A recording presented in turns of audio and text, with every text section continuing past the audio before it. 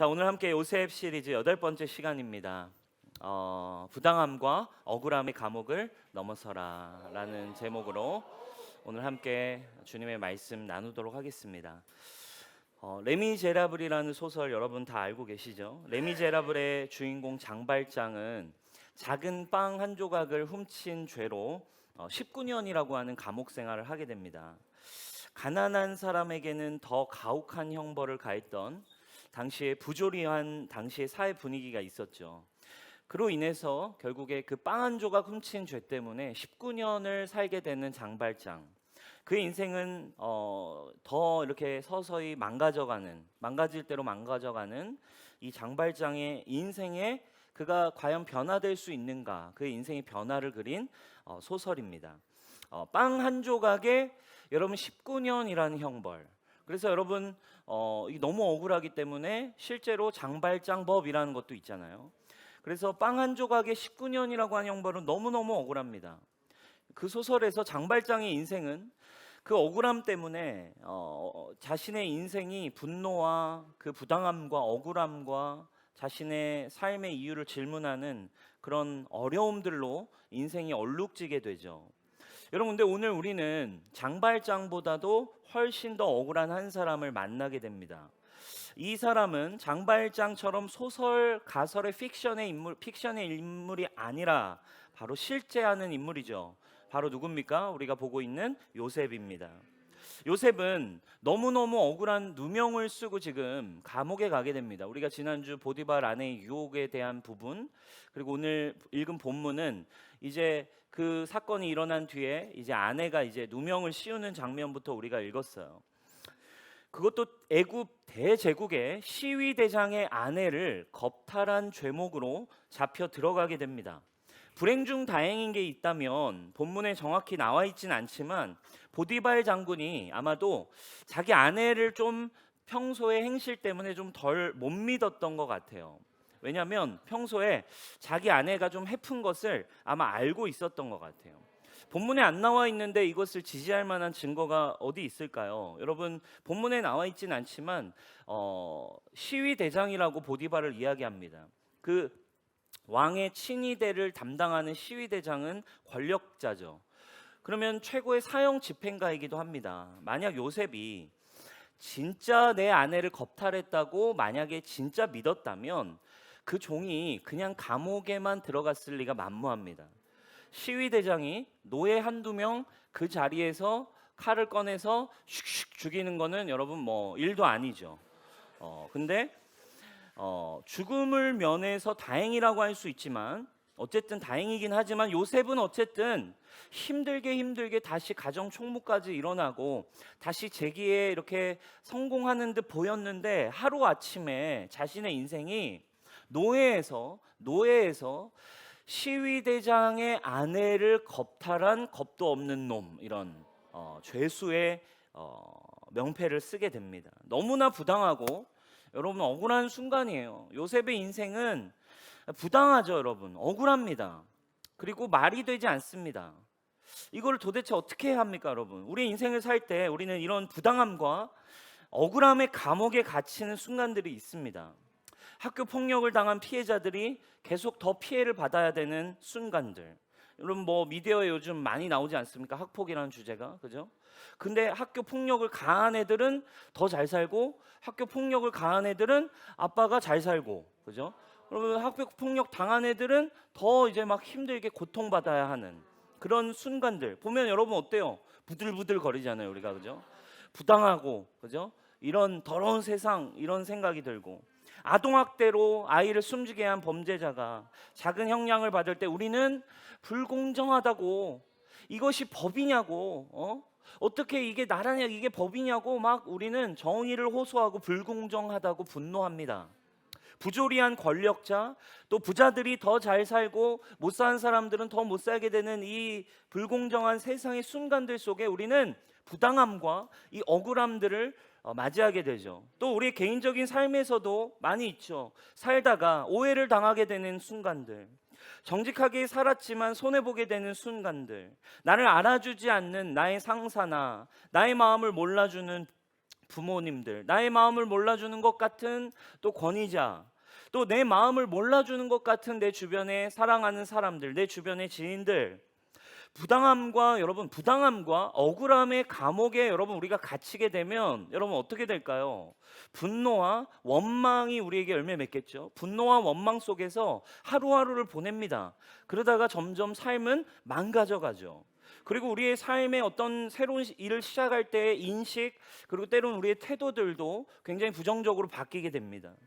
여러분, 요셉의 인생은 정말로 부당함과 지금 억울함의 연속 아닙니까? 최악의 최악을 거듭해 가고 있어요.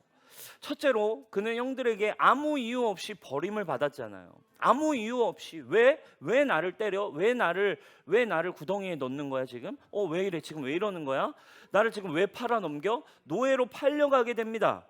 요셉의 형들이 그를 증오했고, 그가 잘났다는 이유로, 사랑을 받는다는 이유로 미워했고, 그게 죽이기까지의 이유는 아니잖아요, 여러분, 그죠? 근데 그를 죽이려고 했어요. 그래서 결국 언어도 통하지 않는 외딴 나라로 노예로 팔려가야 했어요. 그리고 평생을 이제 나는 노예로 살아가야 하는 이런 억울한 인생이 여러분 어디 있어요? 얼마 전까지 큰 꿈을 꿨던 17세 소년이었지만 아무 이유도 없이 꽃을 펴보기도 전에 그의 인생은 평생을 노예로 살아가야 하는 인생. 얼마나 여러분 인생의 울분이 가득하겠어요, 여러분. 평생 여러분 형들 용서할 수 있겠습니까? 형들 사진 그냥 못장에 맨날 걸어놓고 내가 진짜 니네 찾아서 내가 언젠간 돌아간다. 그래서 여러분 아무튼 얼마나 여러분 열이 뻗쳤었겠어요. 얼마나 억울합니까? 또 그는 억울한 지금 오늘 고소를 당했어요. 보디발의 아내의 유혹으로 인해 아니 내가 뭐 한 것도 없는데 아줌마가 날 유혹한 건데 아줌마가 내가 아줌마를 거절했다는 이유 하나로 나를 그냥 완전히 이제 감옥에 보내버린, 그냥 그녀의 그 권력자의 아내 거짓말 한마디로 나의 인생은 종이장처럼 완전히 구겨져 버렸어요. 그리고 이제 우리 다음 주 이제 쭉 나오겠지만 꿈 해몽을 도와준 술 관원장도 자기의 신원을 다시 회복해주는 해주기로 약속을 했지만 그 약속도 잊어버리고 요셉을 잊어버립니다. 사람들에게도 잊혀져 버려요. 여러분 요셉의 인생이야말로 여러분 입만 열면 불평, 입만 열면 원망.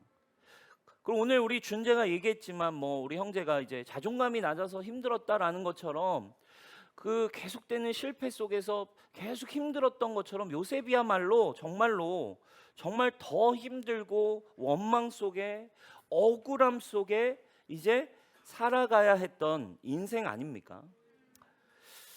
여러분 근데 우리는 이럴 때 부당함과 억울함의 감옥에 갇히는 순간이 오면 우리는 흔히 이런 질문을 아마 하게 될 겁니다.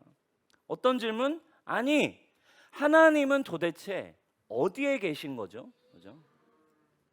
하나님은 어디에 계신가? 라고 하는 질문을 우리는 하게 되는 것이죠.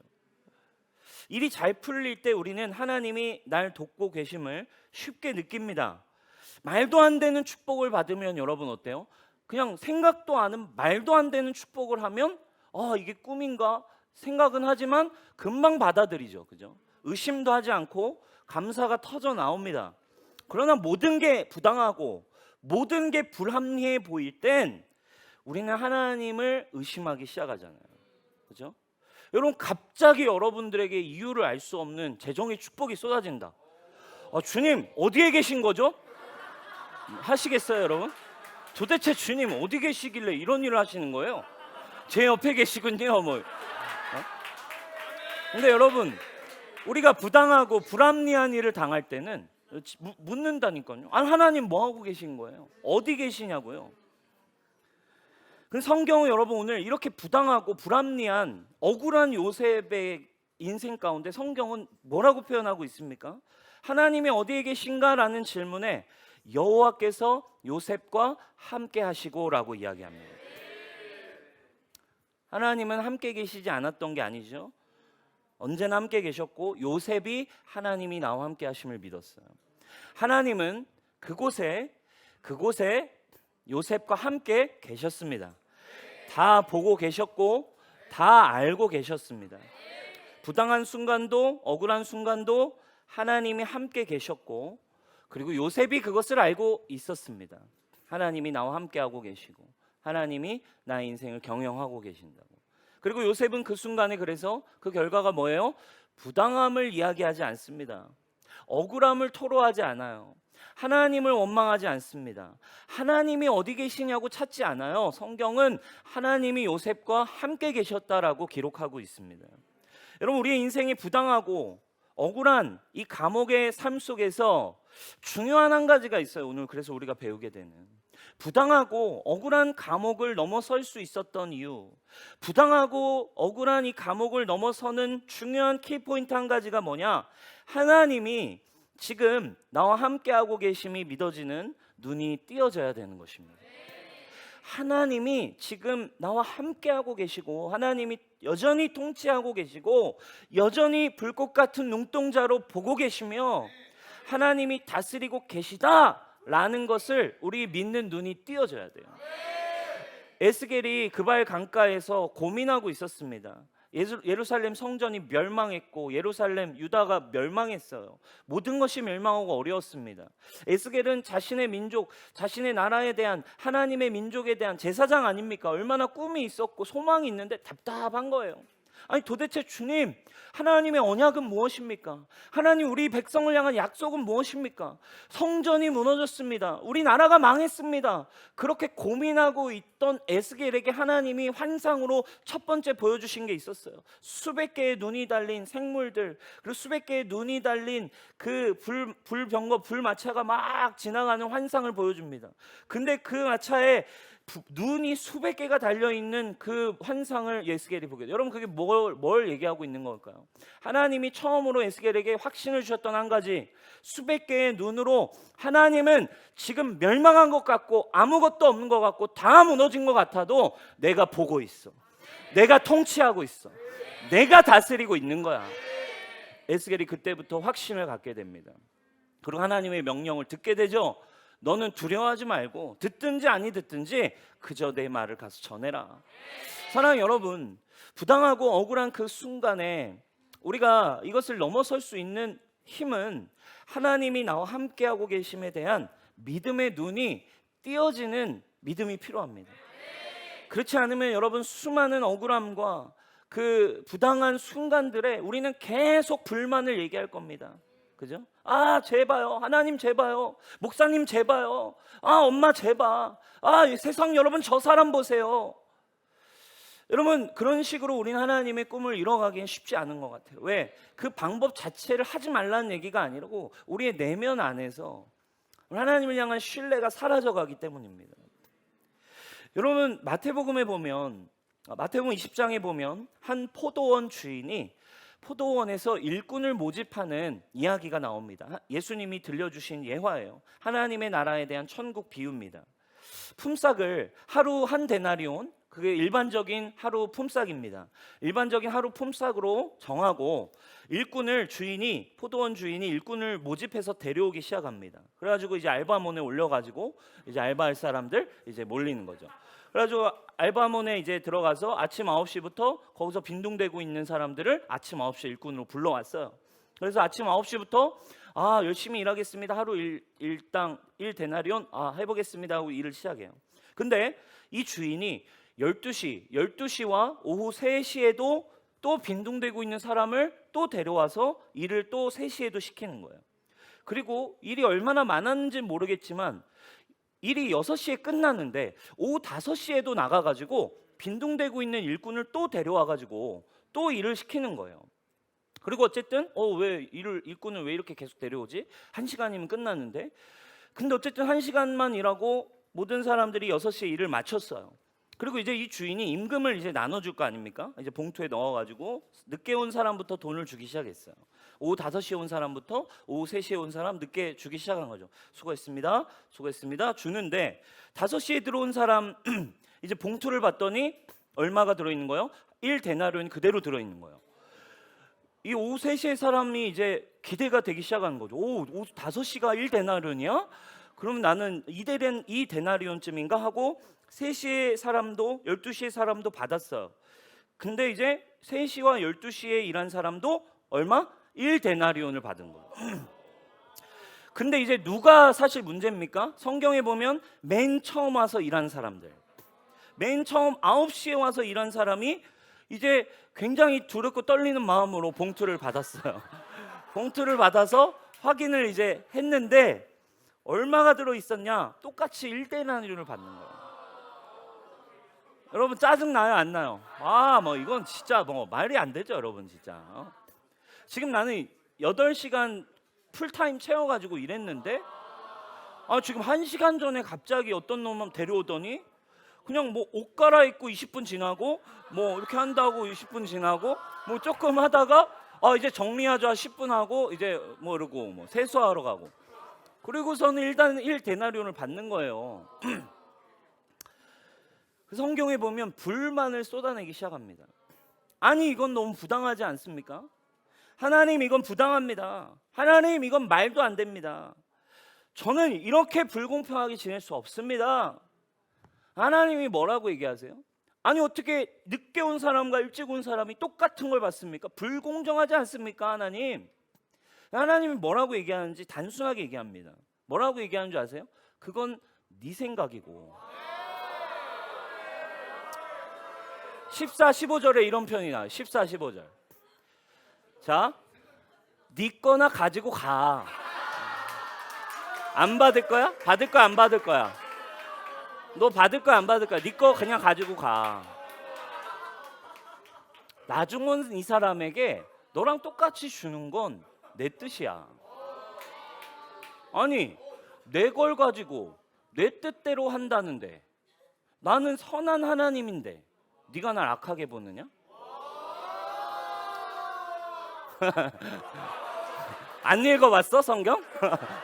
마치 처음 듣는 것처럼 지금 얘기를 하네요. 기수야, 안 읽어봤어 이거? 목사님이 반응해 준 거지? 아니. 네. 네, 그렇습니다. 네, 오늘 처음 오신 분들 저희 예배 분위기가 원래 이렇게 자유롭게 주님 얘기하세요. 그건 네 생각이지. 가져갈 거야, 안 가져갈 거야? 내 걸 가지고 내가 내 마음대로 한다는데, 그리고 나는 선한 하나님인데 네가 날 지금 악하다고 생각하냐? 부당하고 억울한 이유는 한 가지 이유예요, 여러분. 그 일이 좋은가 안 좋은가를 내 기준으로, 내 경험으로, 나의 기준으로 판단하기 때문이죠. 그럼 우리는 왜 하나님이 선하신데도 이렇게 원망을 할까요? 왜 판단할까요? 심지어 하나님까지도 판단할까요? 부당하고 억울함이 왜 우리에게 계속 사로잡힐까요? 내 기준 때문이거든요. 근본적으로는요, 선악과를 여러분이 우리가 드셔서 그래요. 그죠? 선악과를 인간이 먹어서 선과 악을 판단하는 걸 우리가 하게 됐거든요. 옳고 그름의 기준을 내가 정하게 됐거든요. 옳고 그름의 기준을 정하는 건 통치자 하나님이셨어요. 하나님이 주인이셨고 하나님의 것이고 하나님이 모든 걸 만드셨고 하나님이 통치하시는 게 원래 원형인데, 인간이 선악을 알게 하는 나무의 열매, 내가 하나님이 되는, 내가 모든 걸 평가할 수 있고 내가 모든 걸 나의 기준으로 판단하는, 그러니 나에게 옳지 않다고 느껴지면 부당한 거고 나에게 피해가 되면 어려운 거죠. 근데 여러분 생각해 보세요. 5시에 들어온 일꾼이 만약에 여러분의 부모라고 한다면, 여러분의 자녀라고 한다면 부당하다고 얘기할 거예요? 아니죠. 달라집니다. 세상으로부터 온 모든 관점과 기준이에요. 일찍 들어온 일꾼은 이 자신의 기준으로, 세상적인 기준으로 옳고 그름의 관점이 가득했습니다. 여러분 만약에 이것이 여러분과 하나님 사이의 관계라고 하면 어떨까요? 하나님이 여러분 앞에서 여러분이 9시에 있는데 5시에 들어온 사람에게 똑같이 나와 똑같은 구원, 나와 똑같은 생명, 나와 똑같은 축복을 주신다고 한다면 여러분 어떨까요? 가장 중요한 한 가지가 있어요. 이 아침 9시에 왔던 일꾼이 놓치고 있는 가장 중요한 한 가지가 있다고요. 그는 선하신 하나님이 나와 함께하고 계심에 대한 눈이 띄어지지 않았어요. 이 일꾼이 잊어버린 건 뭐예요? 1데나리온 똑같이 받지만 일찍 온 일꾼은 오히려 자신의 주인과 더 오랜 시간 함께 보낼 수 있는 기쁨이 있는 거예요. 오후 5시에 온 사람이 부러운 게 아니라 더 일찍 와서 나의 사랑하는 하나님과 나의 아버지와 천국을 더 오랜 시간 친밀하게 감사하게 기쁨으로 누릴 수 있는 시간이 많다라는, 주인과 함께하는 것이 기쁨이라고 하는, 주님이 나와 함께 하신다라고 하는 것에 대한 믿음의 눈이 없는 거예요. 뭐만 가득합니까? 인간적 기준, 세상적 기준, 옳고 그름, 높고 낮음, 많고 적음, 이 기준으로만 가득한 거죠. 선한 주인과 아침부터 더 오래 함께 있었던 것이 기쁘지 않아요. 사랑하는 여러분, 나와 함께 하시는 하나님으로 기뻐하고 만족하는 믿음, 여러분 이것이 너무너무 중요한 것이죠. 여러분 혹시 죽기 전에 구원받을 사람을 아직도 부러워하고 있나요? 그죠? 죄 마음껏 짓다가 왜 이렇게 나를 일찍 부르셔서 죽기 전에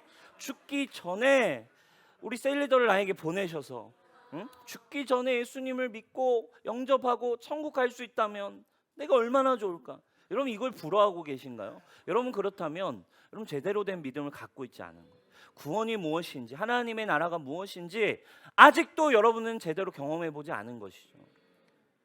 구원받은 그 순간, 일찍 구원받았다면 여러분 그것이 하나님 주시는 기쁨임을 누리시기 바래요.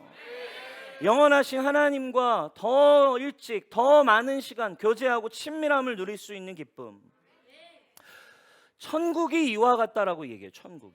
천국은 높고 낮음이 없고 많고 적음도 의미 없어요. 그분의 선하심만 있어요. 그분의 통치만 있습니다. 그분 자체만으로 만족이 되는 나라가 천국인 거예요. 예수님 그래서 이 땅에서 저와 여러분들이 그것을 누리기를 초청하셨습니다. 더 이상 억울함과 분노의 감옥에 갇히지 말고 하나님이 함께 하심으로 만족되고, 하나님이 함께 하심으로 네 안에 억울함이나 두려움이나 어떤 높고 낮음의 기준 때문이 아니라, 많고 적음의 기준이 때문이 아니라, 저 사람이 나에게 어떻게 했고 안 했고, 저 사람이 많이 가졌고 안 많이 가졌고의 기준이 아니라 나 자체로 만족하는 나라를 누리라고. 아멘. 교회 안에도 경쟁이 참 많이 있어요. 여러분 그 경쟁 옳지 않습니다. 하나님 안에서 하나님 안에 만족하는 눈이 열리시길 축복합니다. 누가복음 15장에도 탕자의 비유가 나와요. 탕자가 돌아와서 잔치가 벌어집니다. 어마어마한 잃어버렸던 아들을 우리가 이제 오늘은 먹고 마시자 하면서 잔치가 일어나요. 근데 문제는 이 첫째 아들이 일을 마치고 집 근처에 퇴근하면서 집 근처로 가까이 오는데 잔치 소리가 나기 시작하는 거예요. 아니 오늘 잔치한다는 기별이 없었는데 이게 웬 잔치지 하고 가까이 갔더니 우리 집이 맞아요. 집에 갔더니 잔치가 벌어져 있고, 그리고 사람들이 막 춤추고 먹고 있는데 거기서 둘째 아들 동생이 눈에 들어오는 거예요.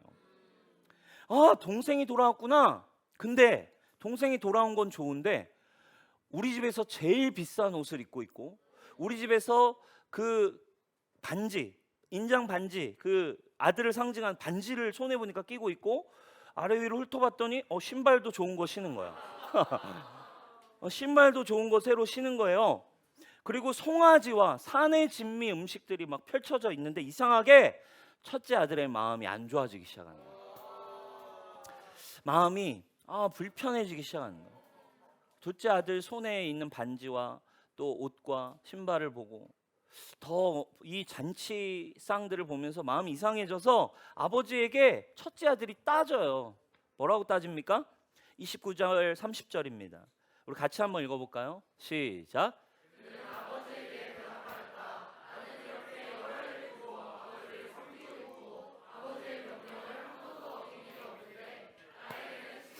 함께 즐기라고 염소 새끼 한 마리도 주신 일이 없습니다.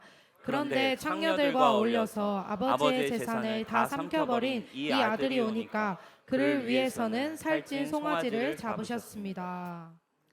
너무나 자연스러운 반응일 수 있어요. 아니, 아버지 어떻게 이렇게 하실 수 있어요? 저한테는 염소 한 마리 준 적 없잖아요. 여러분, 근데 예수님이 아버지의 대사를 이렇게 표현하세요. 아버지가 이렇게 말씀하셨다라고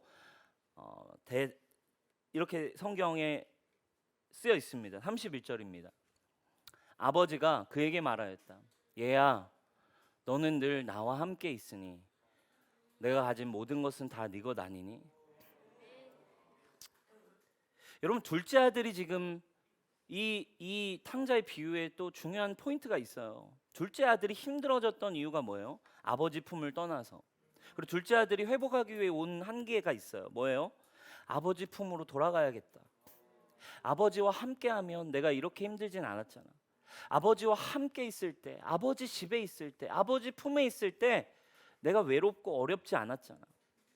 차라리 아버지 품에, 아버지 집에 거해야겠다. 종이라도 아버지와 함께 있는 것이 복인 것을 깨닫고, 둘째 아들은 지금 아버지와 함께하기 위해 돌아왔어요.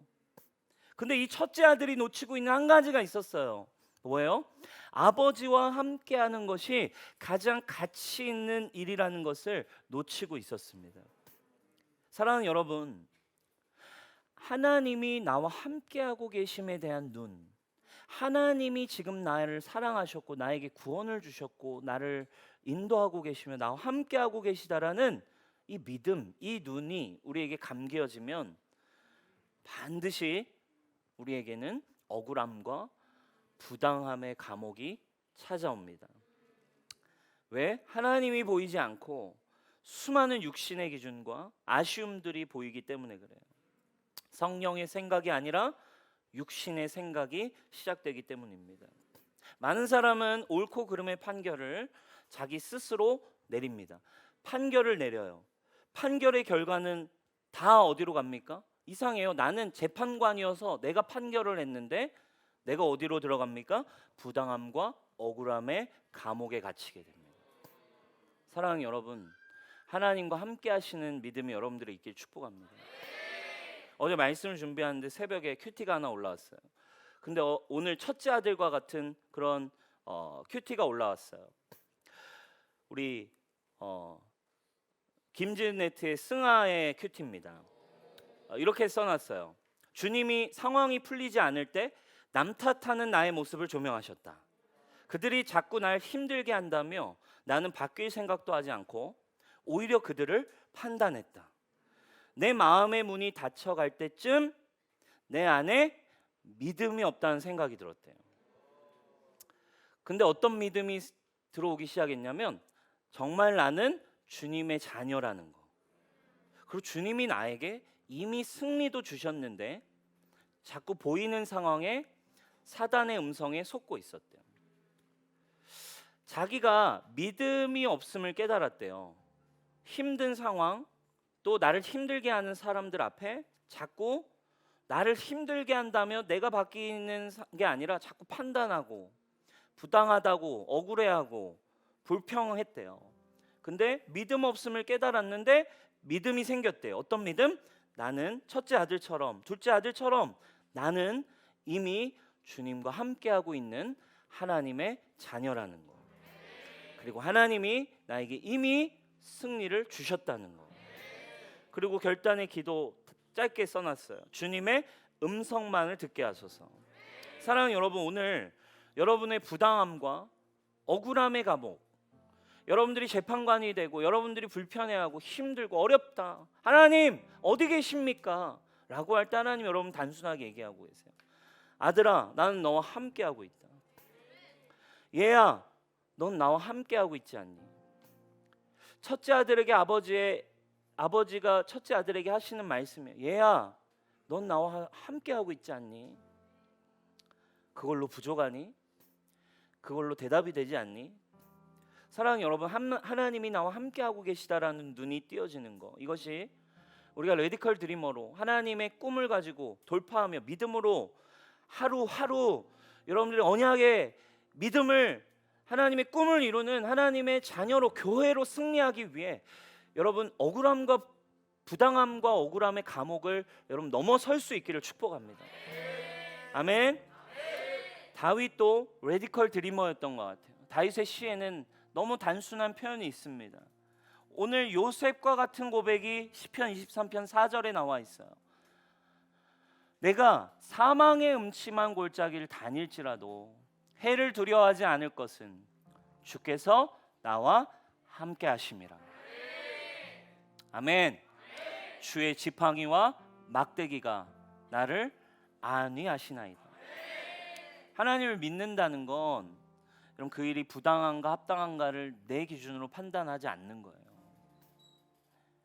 나에게 찾아온 관계, 나에게 찾아온 상황, 나에게 닥쳐온 처우들, 상황들 앞에 여러분 요셉은 한마디도 분노하지 않았어요. 요셉은 억울해하지 않았습니다. 비결이 뭐였어요? 하나님이 요셉과 함께 하심으로.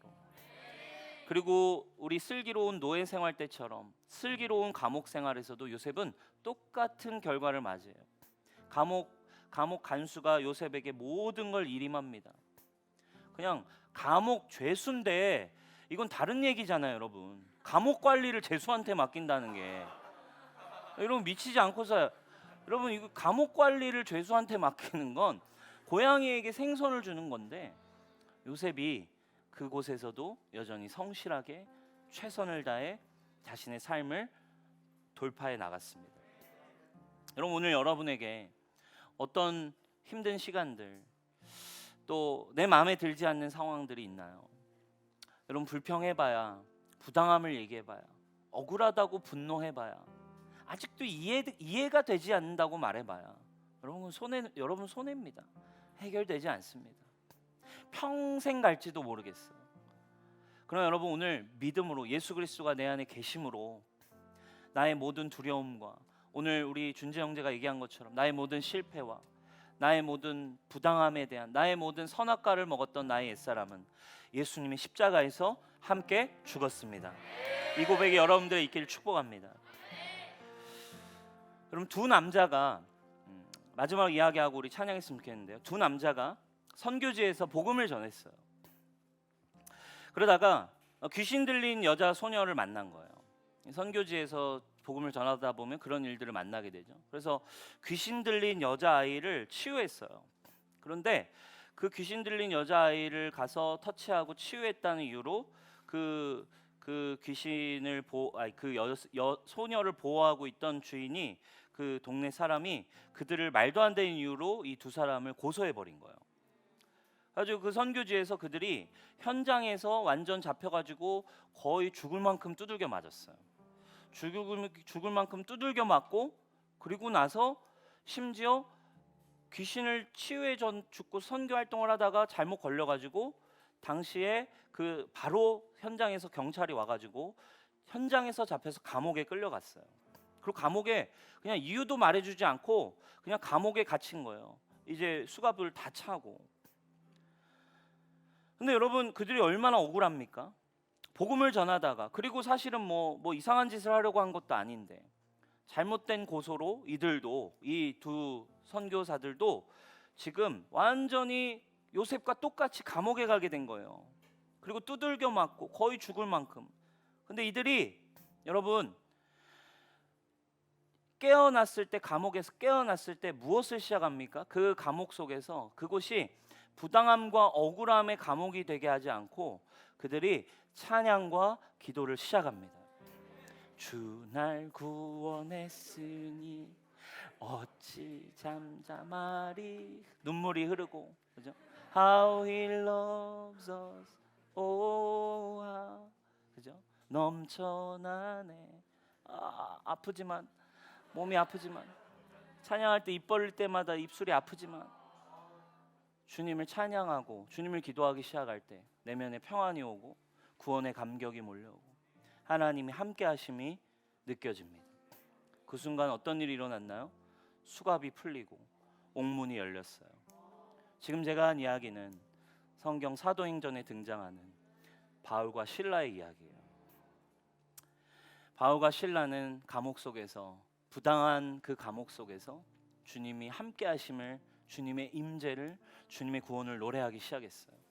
그리고 그곳에 옥문이 열리고 쇠사슬이 끊어지고, 그리고 그곳에 옥문이 열린 그 죄수들에게 복음을 전할 수 있는 하늘문이 열리기 시작했습니다. 사랑하는 여러분, 부당함과 억울함의 감옥을 여러분 하나님의 임재로 열어버리시길 축복합니다. 부당함과 억울함의 쇠사슬을 하나님의 임재로 끊어버리십시오. 아멘. 부당함과 억울함과 두려움의 감옥에서 여러분 하나님을 예배하심으로 여러분 돌파하시기를 축원합니다. 하나님이 나와 함께 하시면 충분합니다. 하나님 두려워하지 않습니다.